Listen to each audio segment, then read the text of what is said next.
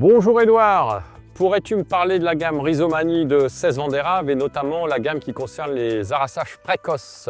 Alors pour les arrachages de début de campagne, on va retrouver la variété Brocard qui offre un bon compromis et un bon équilibre poids-valeur-richesse et également un plus vis-à-vis de la rouille pour les secteurs concernés par la maladie. Une nouveauté également sur le segment Rhizomanie, il s'agit de Daguet, c'est vraiment la référence en termes de productivité.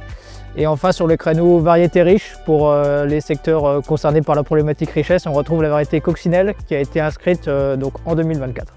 Très bien, merci Edouard. Et pour ce qui concerne les arrachages intermédiaires et fin de campagne? Pour les arrachages intermédiaires, donc de milieu à fin de campagne, on va rechercher d'avoir une meilleure tolérance vis-à-vis de la cercosporiose. Donc on va retrouver les variétés Caméléon et Hibou qui apportent vraiment un vrai plus pour la suite de la campagne.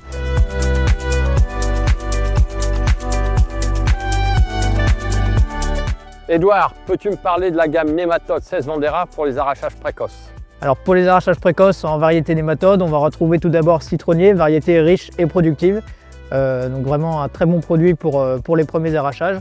Et on retrouve également la gamme laser avec quand même un petit plus en cercosporiose et un bon équilibre en poids-valeur-richesse.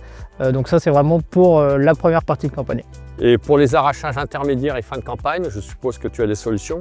Alors l'idée pour le milieu fin de campagne va être d'avoir des variétés quand même renforcées au niveau de la tolérance vis-à-vis notamment des maladies et de la cercosporiose plus particulièrement.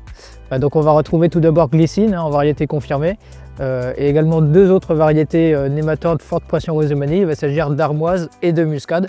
Donc on a vraiment aujourd'hui une gamme assez large pour répondre à l'ensemble des besoins et des problématiques. Parfait, et je suppose qu'une société comme 16 Vendéraves à la pointe de l'innovation va proposer des nouveautés aux agriculteurs pour 2026. Pour les semis 2026, on va retrouver donc la variété Lila, qui est une variété FPR nématode, avec donc un très bon niveau de tolérance vis-à-vis de la cercosporiose, et Canopée, donc qui est une variété à technologie Cercotec, pour donc apporter de la flexibilité et à réserver donc pour les secteurs les plus exposés à la maladie et pour des arrachages de fin de campagne de 4e tour.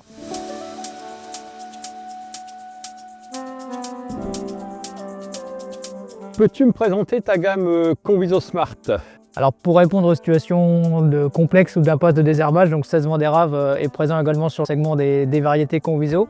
On va retrouver en variété 2 ans donc la variété Ozo Smart qui offre un bon niveau de productivité et un niveau neutre de tolérance vis-à-vis des maladies du feuillage. Et sur ce segment des Conviso, on a 3 nouveautés qui vont venir compléter la gamme, avec tout d'abord donc Céphale Smart, variété qui offre un excellent équilibre poids-valeur-richesse, et 2 variétés qui complètent aussi la gamme Conviso, cette fois-ci du côté des nématodes, avec Corvus Smart et Jacana Smart.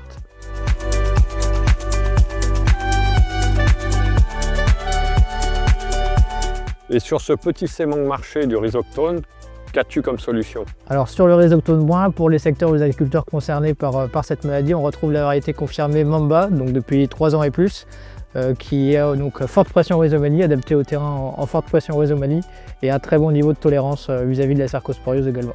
Pour conclure, 16 Vendéraves a vraiment une gamme variétale large pour les semis 2026, permettant de répondre à l'ensemble des problématiques auxquelles peuvent être confrontés les planteurs.